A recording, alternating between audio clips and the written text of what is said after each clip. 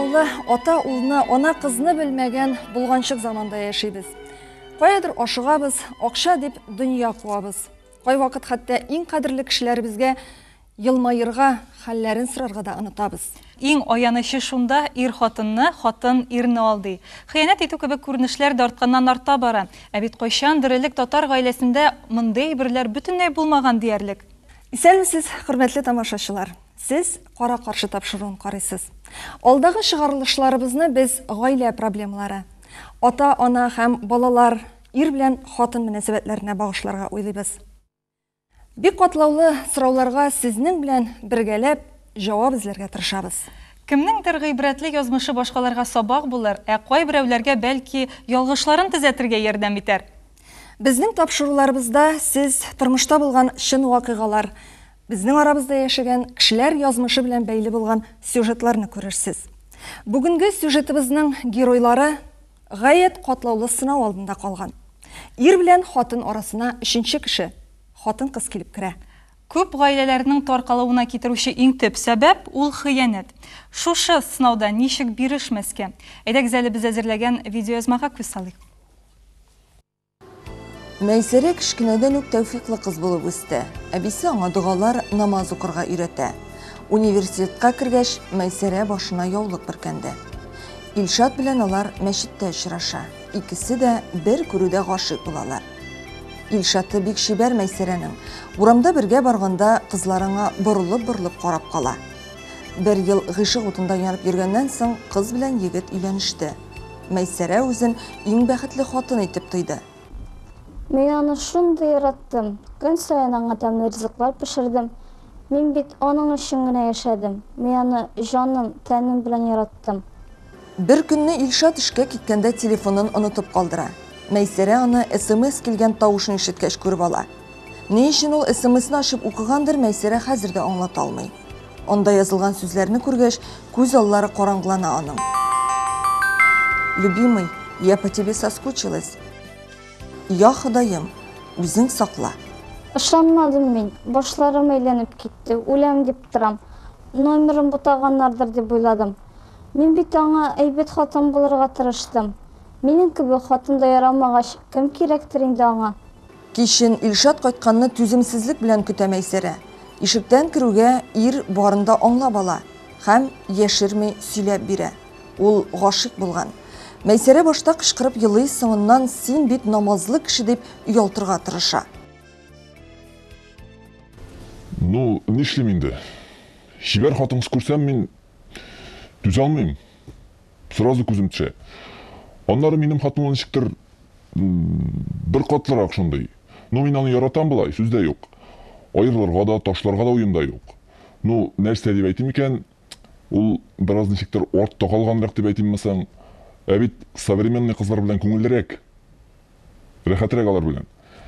Аннары минем өйләнгәнче дә кызлар күп булды. Бусында яшереп торга кирәкми торгандыр. Ну, алар гаилә кырга ярамый инде. Бә булай яшәү өчен миңа менә нәкъ үземнең хатын кебек кеше кирәк. Тормышта төрле хәлләр була инде. Бер-беребез белән аңлашырбыз дип уйлыйм. Мәйсәрә бүген икенче балага йөкле. Хатын хәзер Илшатын элеккеге кебек сукыр ярату белән яратмый, ләкин аңардан китә дә алмый. Бик катлаулы очрак, хөрмәтле тамашачылар, һәм әлеге хәлдә теләсә кайсы хатын-кыз калырга мөмкин. Без беребез генә дә мондый хәл минем белән булмас дип әйтә алмыйбыз. Шунысы хак, хатын-кызлар без хискә бирелүчән иң беренче мондый вакыйгага килеп юлыкканнан соң башка килгән сорау мөгаен аерылырга дигән сораудыр. Икенчесе мөгаен ирдән ничек тә булса үч алырга. Ә инде өченчесе, беренче карашка иң яхшысы кебек, теге сөяркәнең битенә кислота сибү. Ләкин ни кызганыч, булай гына бу хыянатны да һәм гаиләдә барлыкка килгән менә шушы хәлне дә төзәтеп булмый. Ә шундыкта Мәйсәрә хәлендә калган кешеләргә нәрсә эшләргә? Әйдәгез менә без тапшыруыбызны шушы сорауга җавап эзләүдән башлыйк әле. Безнең студиябездә кунаклар бүген шактый күп, яшьләр дә бар, тормыш тәҗрибәсен туплаучылары да бар. Ә менә безнең күптән түгел генә кияүгә чыккан Лилия нәрсә уйлый икән? Мин бу видеоны карагач бик нык шок хәлендә калдым. Карадым да һәм шок каттым. Мин үзем күптән түгел кияүдә, ләкин менә әйтеп китер идем. Шундый хәлдә калсам, үземне ничек тотырга икәнен бер дә уйламыйм. Мөгаен мин андый хыянәт иткән ир белән яши алмасым. Кизлелек бит инде бу. Көңел ачыр өчен бер хатын, өйдә яшәр өчен тагын бер хатын. Булай бит инде Илшатка целый гарем кирәк, ничә хатынлык гарем була бит инде аның. Шуңа күрә монда иң кулай фикер аерылырга дип уйлыйм мин. Егете бу чиракта видеода әйтте, без караганча инде минем ди хатыным теге артта калганрак, шундый ди современный кызлар белән миңа кызыграк ди инде ул. Шуннан шундый фикер әйтергә була. Ул кыз белмим инде ничектер арта калган чыннан да. Һәм бу чиракта инде бәлки хатын-кыз төрле яклы булырга тиеш. Ул стриптиз да биесе. Нәйлә ханым, Биесе дә ул ирешен генә биесен. Һичшиксез. Әйе, дин тоткан хатын-кыз Хатыннан стриптиз ирап бии аламы? китмәячәк. Фақат ирешен генә. Ул шарик биюләрдә бии ала, ир алдында дөньяви кием дә кия ала. Ир өчен ул бәлки дөньявырак булырга тиештер. Аның өчен көн сайын бәйрәмнәр оештырырга тиештер. Ул бик авыр эш. Иреңне дә кара, балаңны да кара, аннары соң инде ниндидер чаралар да уздырга уйлап йөрергә кирәк. Ул әйтте бит яратам ди. Яраткач хатын-кыз шундый көчле зат, аның ул өлкәдә дә кеше җитәргә мөмкин. Кызлар, әйтегез әле, шулай да менә бу очракта сез кем яклы күбрәк? Мәйсәрә яклымы, әллә инде Илшат яклымы? Шартлы рәвештә шулай дип алдык без аларның исемнәрен. Мәйсәрә аерылсын, ул үзенә башка ир дә табачак, үзенең балаларын ярата торган ир дә табачак. Хәтта хәзерге заманда хатын-кыз балаларны үзе генә дә тәрбиялый ала. Шуңа күрә мин бу якта хатын-кыз яклы. Ир кеше гаеп сүздә юк, отта да, тәртәдә дә бар. Әмма без менә монда әйтәбез, хатын-кыз тиеш дибез.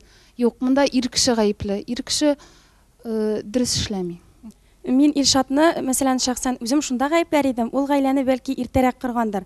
Бәлки әле ул современный телдә әйтсәген гүл әйтеп туймаган булгандыр бәлки. Минем шигем туа. Мөселман ираты чын ират.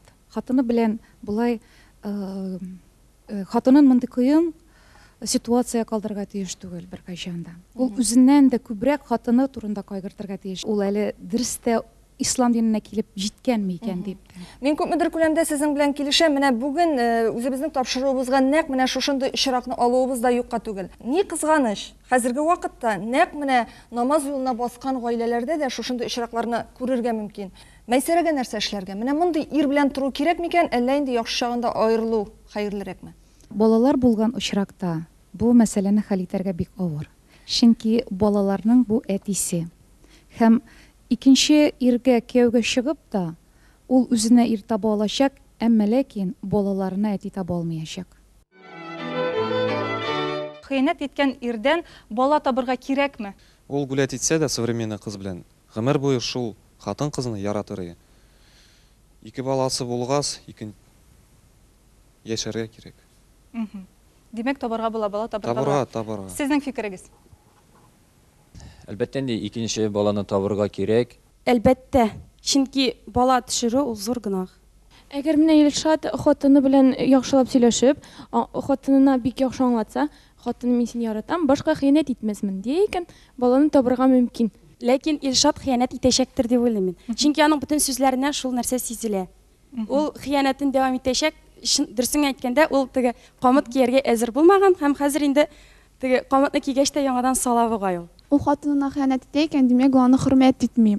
Бу очракта, мәсәлән, хатыны аны түзеп яшәсә дә, димәк, ул үзен хөрмәт итмәгән кешене бүтән беркем дә хөрмәт итми дигән сүз бит инде. Шуннан да әгәр дә балага мондый әти кирәкме соң? Әгәр дә гаиләдә ул әти белән исе арасында яхшы мөнәсәбәт күрми икән, бер-берсенә хөрмәт күрми икән, ул нинди тәрбия алачак? Минем уйлавымча, мин икенче баланы тапмас идем. Мин шатта мин аерылыр идем, чөнки бала әтисенә ошый диләр. Менә уйлап карагыз, һәрберегез бәлки менә ул бала урынына үзегезне куеп карагыз. Ул бит инде Хытайдан бирелгән бүләк һәм ирем хыянәт итә дип үзеңнең балаңны үтерү, ул минемчә бик куркыныч хәл. Әлбәттә, Мәйсәрәгә баланы табырга кирәк, чөнки минем уйлавымча, баланың бернинди гаебе юк. Минемчә, әлбәттә бу баланы табырга тиеш Мәйсәрә, чөнки бүгенге көндә бик күп хатын-кыз бала таба алмый. Һәм бу Мәйсәрәнең зур бәхет инде бала таба алуы. Һәм шу ул баланы табырга тиеш, үстерергә тиеш. Әти кызлар белән килешәм, әти кеше һәрберсендә табылачак, бәхетле булып үсәчәк бу. Баланы табырга киңәш итәр идем мин. Илшат белән бергә яшәргәме, яшәмәскәме, ул турыда фикеремне бөтенләй әйтә алмыйм дияргә була. Чөнки Конечно, Аллам сакласын. Бәлки тапмаскадыр, бәлки менә бер бала белән генә аерылып китеп, рәхәтләнеп яшәргә. Ну, безнең залдан фикерләр булды. Хәзерге заманда хатын-кызлар үзләренең балаларын чыннан да бу тормышта аякка басыра алалар дип. Ләкин мин үземнән чыгып әйтәм, мин үзем балалы хатынга өйләнмәгән булыр идем. Хатын-кызны яратсаң, бер бала, ике бала, өч бала булса да, бер-бер. Син Торырсың, яратырсың аны. Син алыр идең, Алыр идем, ничек яратмасам, гомерем булса. Кеше баласы бит инде, кеше баласын тәрбияләргә ай-хай авыр. Кеше баласын үземнең балам дип торыр идем. Бу очракта әлбәттә икенче баланы табу кирәктер. Һәм килеп чыккан ситуациядә проблеманы уртага куелып, гаиләдә сөйләшергә кирәк. Бәлки Илшатка бу очракта башка кызлар янына чыгу мөмкинлеген киметергә һәм күбрәк өйдә семья, гаилә учагында булырга кирәктер. Чөнки балалар белән булу, хатын белән булу, гаилә белән булу ул бер-берен якынайта һәм алга таба проблеманы чишәргә мөмкинлек бирергә мөмкин. Җәмәгать, бала бит Аллаһ Раббыбыз тарафыннан бирелгән бер бүләк. Аны табуы да зур шатлык. Аның сәламәт булуы, бәхетле булуы турында кайгыртырга күбрәк кирәк. Ир кеше ул хатынының шушы күркәм хылкын күреп, аңа күбрәк сакланачак. Бүтән хатын-кызлар белән дә чагыштырган вакытта да үз хатынына күбрәк игътибар итәчәк һәм дөрестән дә иншалла өметләнеп калабыз, бу гаилә киләчәктә бәхетле дә булыр бәлки. Хөрмәтле тамашачылар, инде күргәнегезчә фикерләр бик күп төрле һәм инде әгәр дә тормышта шушындый хәлләргә калучы хатын-кызлар, ир-атлар бар икән, гомумән гаиләгездә ниндидер проблема бар икән, сез аны шишу юллары хакында шушы фикерләрдән файдаланып үзегезгә бер нәтиҗә ясый аласыз. Безнең тапшыруыбызда бүген шактый зур тәҗрибә туплаган, инде гаилә тормышының ачысында, төшесендә күргән кунагыбыз бар. Ир-егетебез ул Камил Кәримов. Әйдәгез, аны өстәл янына чакырыйк, аның фикерләрен тыңлыйк. Рәхмәт итегез. Исәнмесез, Камил әфәнде. Менә мин махсус яшьләрдән сорауларга җавап алганда сезгә карап утырдым. Кай вакыт хәтта күзләрегез әдәби телдә әйтсәк, шакмак кадәр булып алды бит. Менә шушындый фикерләргә карата сезнең дә уй фикерләрегез ништәсе килә? Дөрестен әйткәндә, бик җитди тема алгансыз бүген. Әле мин монда килгәндә хәтта бу кадәр җаваплы урынга киләм дип уйламаган идем дә. Менә шушы кадәр яшьләрнең инде хәзер без башын хыянат белән катырып ятабыз монда име? Ләкин һәр бер яшь кешенең фикере бар икән монда. Дөресен әйткәндә, инде гаилә тәҗрибәсе шактый минем. Мин бер әйберне беләм. Кеше өйләнә икән, димәк ул сыкланудан башлана барса да. Син инде каядыр анда юлдан тапкан бер акчаны алмыйсың бит.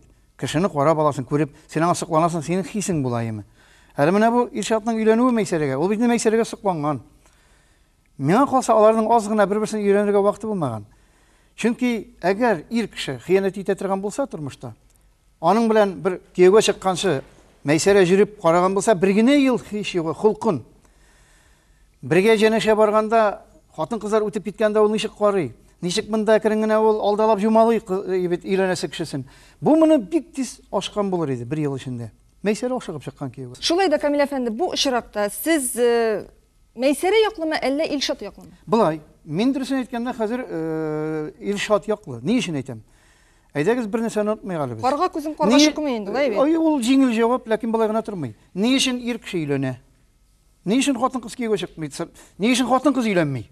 Ир кеше өйләнә бит, шулаймы? Димәк, ир кешедә беренче хис туа. Саклану хисе, өйләнү теләге. Димәк, ир кеше инде аз гына аерылып тора хатын-кызда бу мәсьәләдә. Ни өчен менә без әйдә алабыз хәзер маньяклар китте, сериаллар карыйбыз. Ни өчен алар арасында хатын-кыз маньяклар юк? Ирләрен тутып куак арасына кирип кишләүче хатын-кызлар. Бу булса да миллионга бер генә име. Маньяклар арасында ирләр, кишләүчеләр арасында да ирләр. Күреп торасыз име? Хыянат итүчеләр арасында да күпчелеге ирләр. Моны без хәзер биологик яктан да карыйк. Чөнки ир кеше башка маймылдан яратылган инде. Телисезме, теләмисезме? Әхлак дигән нәрсә юк ирләрдә.